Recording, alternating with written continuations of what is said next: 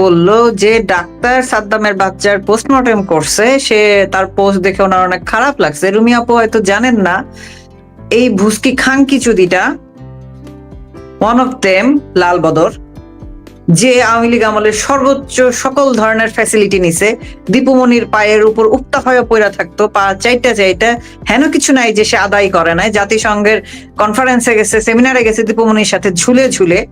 সে 24শে জুলাই আগস্টে লাল হয়ে দীপুমনির নামে উৎসাহ গাইছে, বাজে জঘন্য জঘন্য সব পোস্ট করছে শেখ হাসিনাকে নিয়ে। আজকে মাদারি নোটি কোথাকার, সে আইসা এখানে পাবলিক সিম্প্যাথি গেইন করতেছে, তার পোস্টের রিচ বাড়াচ্ছে। Can you imagine? না এরকম অসভ্য এই মহিলা। এবং এবং টিটো ভাই, আমি ফারহানেন্দ্র আপনাকে না টিটো ভাই আমি শেষ করি। সে আন্দোলন করতে, আন্দোলনে ধোয়া দিচ্ছে, আমরা বাক স্বাধীনতা চাই, আমরা স্বাধীনভাবে কথা বলতে চাই। সে বাচ্চাটাকে নিয়ে পোস্ট করছে এবং সেখানে সে পোস্ট অ্যালার্ট দিয়ে দিছে। এটা কোনো পলিটিক্যাল পোস্ট না। কার কথা বলছেন আমরা বুঝতে পারছি না, আমি মানে মিলাতে পারছি না। মানে বাংলাদেশে তো ডাক্তার সাকিয়া হক যে বাচ্চাটার পোস্টমর্টম করছে, ইনফ্যাক্ট এই বাচ্চাটা ওই হসপিটালেই হইছে। আচ্ছা আচ্ছা, তার যে কলিগ তাদের হাতে এই বাচ্চাটা হইছে। এবং যেটি বিষয় সেটি হচ্ছে এই যে নির্লজ্জের মতো বলে কয়ে তারপরে মানে একেবারে বেহায়া নির্লজ্জের মতো, কারো কোনো লজ্জা নাই, রাগ মানে কোনো ঢেকে ঢুকেও কথা বলার প্রয়োজন বোধ করছে না। এবং সবচেয়ে যেটা আমি বিষয় যেটা দেখলাম সেটি হচ্ছে, যারা এই লাল বাদর বলে আমরা যারা বলি, আমি তাদেরকে উদ্দেশ্য করে একটি পোস্ট দিয়েছিলাম গতকাল রাতে, যে এখন যে তোমাদের এত পিরিত জাগছে, মানে okay we will take care of it. ঘটনা হচ্ছে ইন্দ্রা, এই যে মানুষগুলো যাদের আসমান কাঁপতো, কথায় কথায় যাদের আসমান কেঁপে উঠতো, সে আসমান কাঁপানিরা এখন কোথায়? একটু যদি এটা আমাকে একটু, মানে এই সময় তাদের আসমান কেন কাঁপছে না? আমি ওইটাই বলতে নিছিলাম। আপনি বললেন না যে ইউনূসের শরম নাই, ইউনূসের শরম নাই তো নাই, ওটা তো আমরা জানি, ও তো বিশ্ববাহিয়া। এই যে লাল বদর নোটিগুলো, এদেরও তো শরম নাই।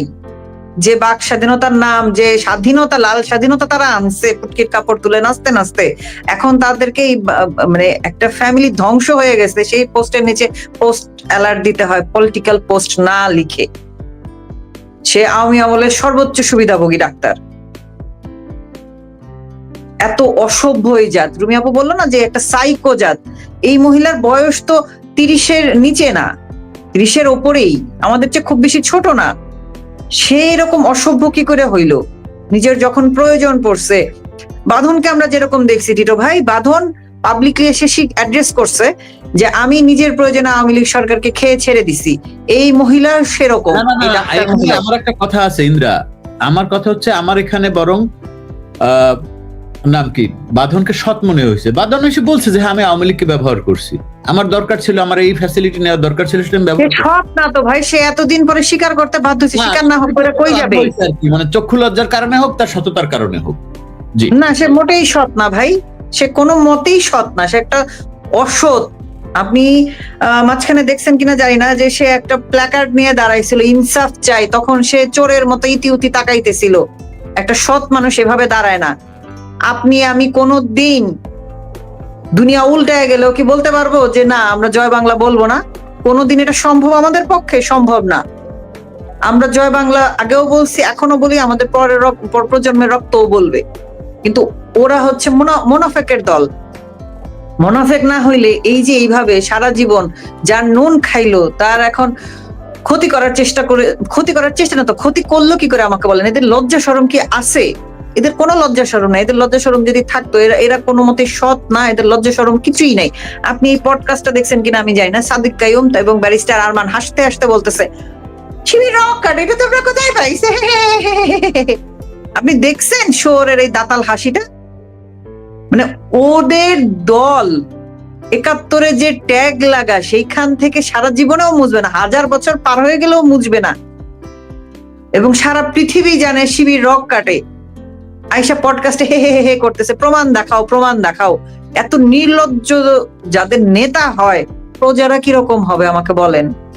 তাদের মতোই তো হবে, তাদের চেয়ে ডিফারেন্ট কিছু তো হবে না।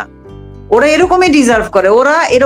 ওরা শেখ হাসিনা যেরকম মুখের ওপর সত্য কথা বলে দিত, আমরা যেটা সত্য সেটাই তো শেখ হাসিনা তো মানে এতদিন 16 মাসের আগে সবাই বলতো যে শেখ হাসিনা তো অনেক বেশি কথা বলে, এগুলো তো বলার দরকার নাই, একজন প্রধানমন্ত্রী এইসব কথা কেন বলবে।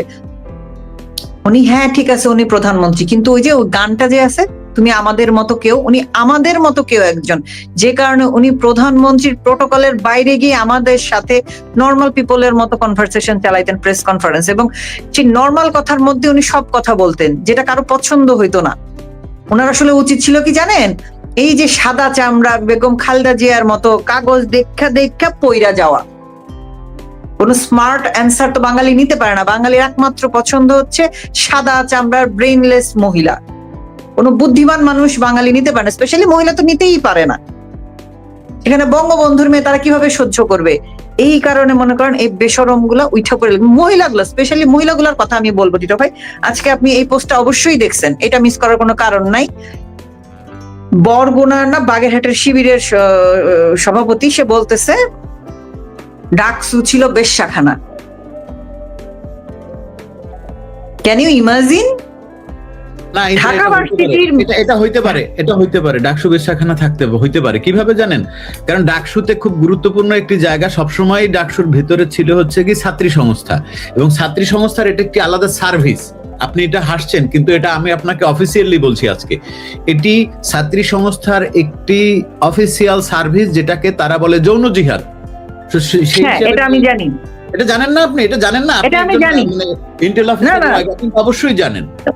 এতদিন আমাদেরকে ওরা বলতো শাহবাগী, আমরা শাহবাগে যাই, টিপ পরি, হিজাব করি না, এইসব। কিন্তু আজকে এই যে ঢাকা ভার্সিটিকে গণহারে ডাকসুতে বেশ্যাখানা বললো, ঢাবির ছাত্রীদের বা প্রেজেন্ট এক্স ছাত্রীদের কারো গায়ে লাগে নাই, কোনো টিচারের গায়ে লাগে নাই। যে আমাদের যে প্রিয় মোনামি ম্যাম, ওনাকে দেখতে নাকি সরস্বতী দেবীর মতো লাগে, সেই মোনামি ম্যামের গায়ে কি এসব লাগে নাই? সে কি প্রতিবাদ করতে পারেন? হয়তো এই এটার অর্গানাইজারও তো থাকতে পারেন, মানে আপনি চট করে তাকে আলাদা করে করে দিলেন, উনি তো ছাত্রী সংস্থা না। ওনাকে করলাম কারণ হচ্ছে উনি কয়দিন আগে একটা টিভি চ্যানেলে গিয়ে জুমা তো প্রোটোকল দেয়, শিবির তো তাকে প্রোটোকল দেয়, ছাত্রী সংস্থা এবং শিবির দুইটা মিলে তাকে প্রোটোকল দেয়, প্রোটোকল অফিসার হিসেবে কাজ করে। তার দেখেন নাই আপনি? ডাকসুতিতে এরকম অনেক ছবি আছে টিএসসি সেন্টারে। তো সে টিভি থেকে কেন্দে বলতেছিল আমাকে সাইবার বুলি করা হয়েছে, কেউ আমার পাশে দাঁড়ায় না। এই তোর পুরা ভার্সিটি জুড়ে যে তোকে বেশ্যাখানা বলে দিল, পুরো ভার্সিটি জুড়ে যে বেশ্যাখানা বলে দিল, তোর তো একটা প্রতিবাদ লিপি আমি দেখতে পাচ্ছি না, তোর তো একটা ভয়েস দেখতে পাচ্ছি না। তুই কি করে আশা করিস তোর মতো নোটির পাশে গিয়ে আমরা দাঁড়াবো, তোর পক্ষ হয়ে কথা বলবো? তুই তো আজকে এই অবস্থায় টেনে আনছিস। এই যে আমি যেটা রুমিয়াপুর কথা টেনে নিয়ে আমি যেটা বললাম, যে ডাক্তার সাকিয়ার মতো মহিলারা, যারা আওয়ামী আমলে শেখ হাসিনার আমলে এত সুবিধা পেয়ে পাওয়ার পরেও তাদের মনে হয়েছে যে শেখ হাসিনা ভালো না, আমরা তাকে চাই না।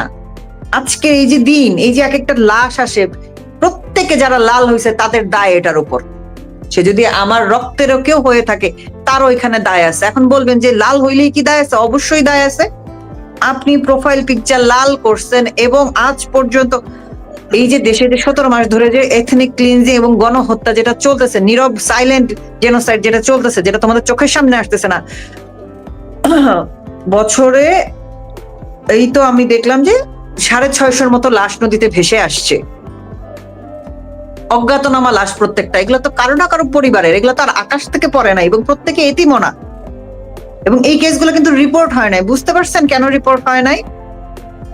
এবং পুলিশের কোনো হেলদোল নাই। এতগুলো ডেড বডি পাওয়া গেছে 25 সালে, কারণ তারা মনে করছে যে আওয়ামী লীগকে মারা জায়েজ। এখানে আবার কথা চলে আসে যে আওয়ামী লীগকে মারা যদি জায়েজ হয়ে থাকে, আজকে আমি তো আগেও সবসময় বলছি, এখন তো রেগুলারই বলবো, এটা আওয়ামী লীগের ভুল হইছে এই শিবিরের বাচ্চাগুলাকে বাঁচতে দেয়া, এবং শিবির যে মোনাফেক এটা আমরা চিনতে পারি না, এটা আমাদের ভুল হইছে। কারণ আসলে আমাদের পক্ষে তো মুনাফিক, আমরা তো মুনাফেক না, আমরা নিজেদের মতোই মনে করছি যে সব প্রধানমন্ত্রী সবাইকে সাথে নিয়ে চলতে চাইছেন, কিন্তু এই মুনাফেকেরা যে ভেতরে ঢুকে পরগাছা হয়ে আমাদেরকে খেয়ে ফেলতে চাইবে, এটা তো আমরা বুঝতে পারি না। এটা আমাদের ফল্ট, ডেফিনেটলি আমাদের ফল্ট। কিন্তু এই যে তোমরা যারা 24-এ লাল হয়ে এদের সাথে রাস্তায় নেমে গলা উঁচে খাবার পানি দিয়ে নিজের ছোট 8 বছরের বাচ্চা সাথে নিয়ে গিয়ে এদের সাপোর্ট দিছো, তোমাদের প্রত্যেকের দায় আছে যে এরকম প্রত্যেকটা সাদ্দামের বউ বাচ্চা যেসব মরতেছে, সাদ্দামরা জেল খাটতেছে, আত্মার কষ্টের অভিশাপ তোমাদের প্রত্যেকের উপর আসবে। আমি এটা বিশ্বাস করি, আমি স্ট্রংলি এটা বিশ্বাস করি। তোমরা যা করছো এই প্রত্যেকটা মানুষের আত্মার কষ্টের দায় তোমাদের উপর থাকবে, যারা প্রত্যেকে লাল হয়েছে। এখনো যারা তোমরা মুখ খুলতেছো না এবং তোমরা চিন্তা করতেছো যে ইলেকশনের পরে আমরা ফুলে ফলে শোভিত হয়ে দুধে ভাতে থাকবো, তোমাদের সবার কপালে আছে আইঠা কলা। ফরিদ ভাই থাকলে খুব ভালো মতো আরো বুঝাই দিতে পারতো। রুমি, আসলে যে আমি এটা ফারহানা ইন্দ্রিয়াকেও বলেছি, বা ফারহানা ইন্দ্রিয়া আমার পোস্টে সম্ভবত মন্তব্য করেছিলেন যে, বা আমরা বোধহয় সরাসরি মানে ফোনে বা ভিডিও কলে বলেছিলাম যে আমরা আসলে চাই বাংলাদেশে জামাত আসুক। তখন হয়তো ফারহানা ইন্দ্রিয়া আমাকে ইনবক্স করেছিল যে টিটু ভাই আমিও এটা চাই যে জামাত আসুক। হ্যাঁ, আমি মনে প্রাণে চাই। এই যে চাই যে বাংলাদেশ। আমি আরেকটু কথা অ্যাড করতে ভুলে গেছি, আমাদের যে দিলশানা পারুল নামের যে ঢাকা ভার্সিটির যে একজন মহান শিক্ষিকা আছেন, ওনাকে জামাত থেকে নোটিশ দেওয়া হয়েছে। হ্যাঁ, দিলশানা পারুল কি ঢাকা বিশ্ববিদ্যালয়ে পড়ায় নাকি? জানি না আমি কোথায় পড়াই। উনি খুব টিচার, উনি বড় মানুষ, বুদ্ধিজীবী, শিক্ষক এই হিসেবেই চিনি আর কি। আমি এত ডিটেল যাই না, কারণ এই লাল বদরদের আমার মুখ দেখতে ইচ্ছা করে না। তো তাকে নোটিশ দেওয়া হয়েছে, তার নির্বাচনী ব্যানারে তার চুল দেখা যাচ্ছে। আপনি বুঝতে পারতেছেন জামাত ক্ষমতায় আসার পরে এদেরকে কি করবে, যারা খুশিতে না। আপনি আরো একটি জিনিস আপনারা খেয়াল করবেন, সেটি হচ্ছে জামাতের একজন এমপি প্রার্থী, কোন এলাকার আমি সেটা জানি না, সে একটি মানে এমনিতে তো জামাত হচ্ছে গিয়ে হিন্দু টিন্দু কোনো বিষয় নাই, সব মানুষকে নিয়ে জামাত আসলে বাল ছিঁড়ে আটি বাঁধবে। কিন্তু এই যে জামাতের একজন নেতা, মানে কত সময় আর নিজেদের চেহারা, রূপ চেহারা এগুলো কত সময় আর আটকে রাখা যায়। এই যে দেখেন, এখানে সে বলেছে যে জামাতের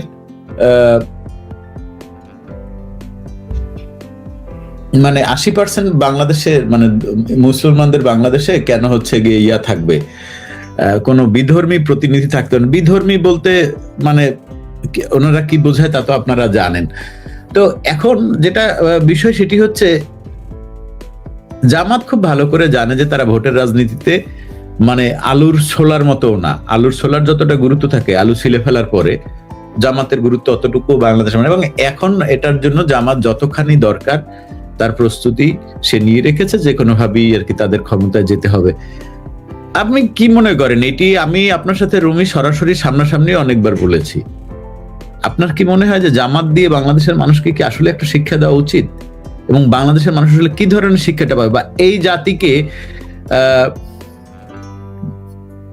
1947 সালের পর থেকে 1971 সাল পর্যন্ত, I am sorry for my language, Pakistan যেই ঠাপাইছে, তারপরেও সেই পাকিস্তানের পীড়িত মানে কতখানি উল্লুক, কতখানি আবাল হইলে পাকিস্তান বলছে যে তোমরা বিশ্বকাপ বয়কট করো, তো আমরাও বয়কট করব। বলার সাথে সাথে বাংলাদেশ লাভ দিয়া বিশ্বকাপ, টি-20 বিশ্বকাপ তারা বয়কট করেছে। পাকিস্তান এখন রোজগার বাল ছিটতে, তোমাদের কাম তোমরা করছো, আমরা করবো। মানে ভারতের মাটিতে গিয়ে বাংলাদেশি মানে কতখানি হাস্যকর, এই আইরনিটা একটু আমি একটু ব্যাখ্যা করতে চাই। সেটি হচ্ছে বাংলাদেশের 1971 সালে যে ইন্ডিয়ান বাহিনী ঢুকে মুক্তিযুদ্ধে হেল্প করেছে, এই একটা ন্যারেটিভ জানেন, তাদের আমি থাপড়ানো উচিত তাদের। 1971 সালের যুদ্ধের শুরু থেকে ইন্ডিয়া আপন ভাইয়ের মতো বাংলাদেশের পাশে ছিল, ট্রেনিং দিয়ে, পোশাক দিয়ে, অস্ত্র দিয়ে, খাবার দিয়ে, গোলা বারুদ দিয়ে।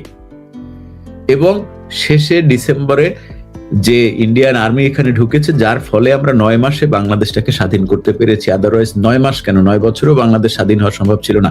সেই ভারতের মাটিতে বাংলাদেশের যে বর্তমানে মায়ের দোয়া ক্রিকেট টিম যে আছে, ক্রিকেট বোর্ড, তাদের ওখানে খেলতে যাইতে তাদের চুলকায়। কিন্তু পাকিস্তান কিন্তু আজন্ম শত্রু ভারতের, পাকিস্তানের কিন্তু ওখানে যায় খেলতে কোনো সমস্যা নেই, তারা কিন্তু ওখানে খেলতে যাবে।